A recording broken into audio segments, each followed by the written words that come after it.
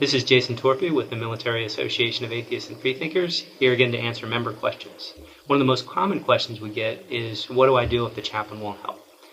Just like everybody in the military, atheists and humanists go to the chaplain and they ask for assistance to meet other people of like mind, to get coaching on their values, and even to grow in beliefs that they already have.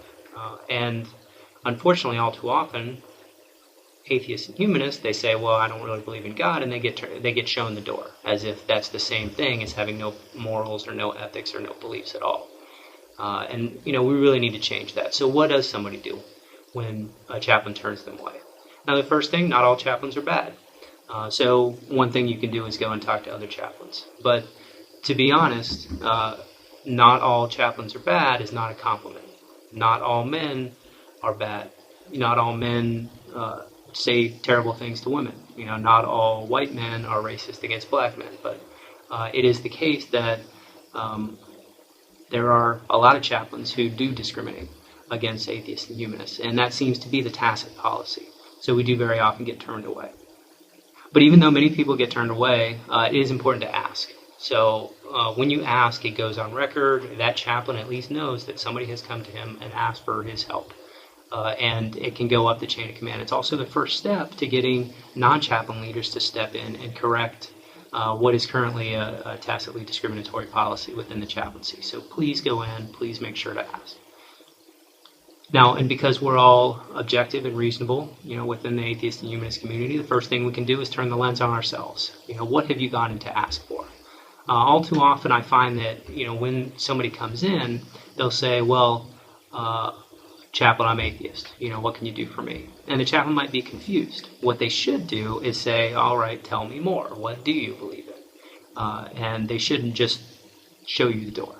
So the first thing you can do is make sure to lead with what you do believe in, talking about science, reason, human-based rational ethics, understanding the world through the lens of science, applying certainty according to the weight of the evidence. These kinds of things that you do believe should show the chaplain that you're there not just to bash religion, but to actually grow as an individual. And we shouldn't have to do that. The chaplain should be there to filter those things and find ways they can help, not look for ways that they can't help. But for now, at least, we're going to have to try to step over that barrier and lead with something that's going to be more comfortable for the chaplain. And it's really a sad commentary that we have to coach through these chaplain biases, but that is really the way it is. So lead with what you do believe in as opposed to what you don't believe. The second thing you hear a lot about is people will go in and ask for group support. They'll ask for MAP support, which is good for us, but it's not exactly what the chaplains do. They'll ask for American Humanist Association support or American Atheist support, or they'll want a local chapter of one of those organizations, or they'll want help with the local humanist group to have a place on the installation to meet. And chaplains don't really do that either. They don't really help groups. They help individuals with their own personal expressions. And sure, chaplains work with a lot of outside organizations, but their primary purpose is to help individuals to accommodate personal expression, personal belief, personal religious practices.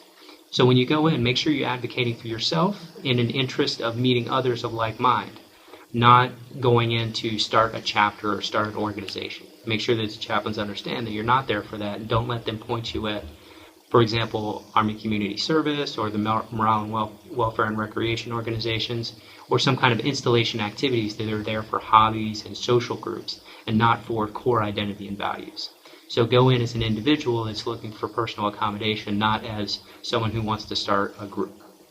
So if you've gone in to ask for accommodation for your personal beliefs, say I'm an atheist, I want to grow in my beliefs and values, I want to live ethically and morally, I want to be resilient to dangers, or I'm a humanist, or I follow ethical culture, chaplain, what can you do for me?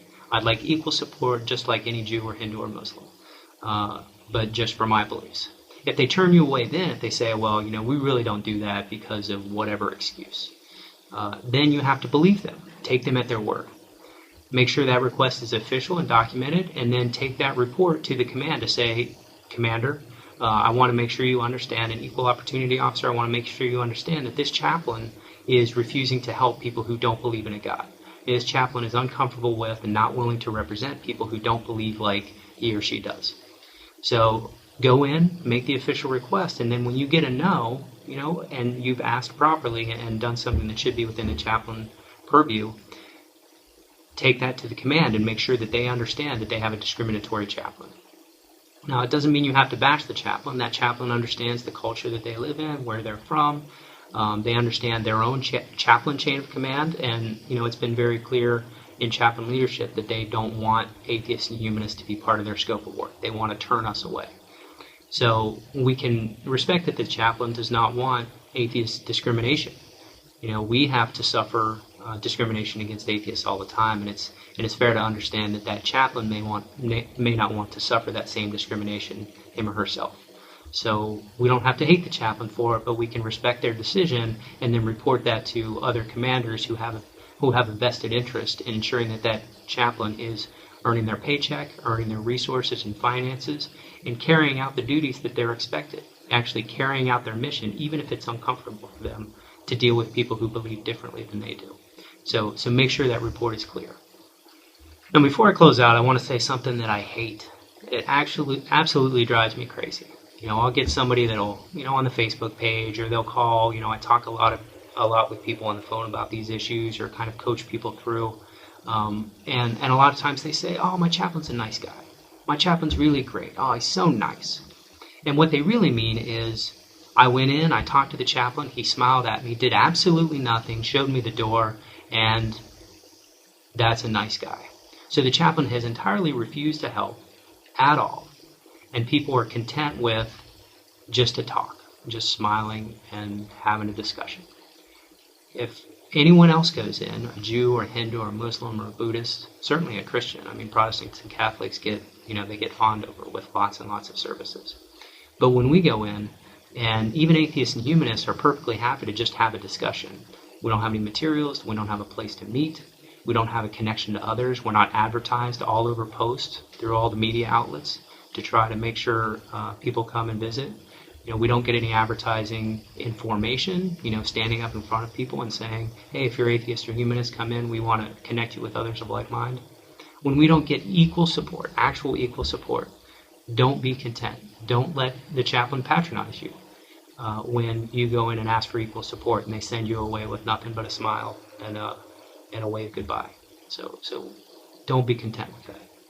So to close out, go in, ask for support, make sure you ask for equal support. And when you don't get it, then understand that chaplain has, taken a stand to protect their job or to serve only people who believe like they do. Respect that and report that to the chain of command and the equal opportunity officers.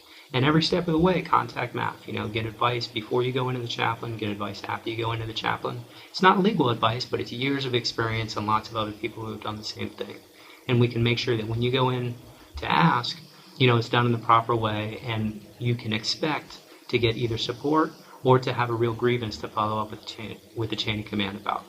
And then after that, when you've pointed out the discrimination in the chaplaincy and reported it to the chain of command, then we can really help you out. Rose in the office, doing outreach, and me as well, and all the local groups and points of contacts, all the civilian organizations will step in where the chaplains refuse to provide support and help you to build a flourishing local group there in the absence of chaplain support. And maybe one day when they help us out, then we can all be friends, and it'll be a lot easier on us. We won't have to fight for every inch that we get. But right now we do. So go in, make that ask, contact MAF, keep us in the loop, and one day we'll get there.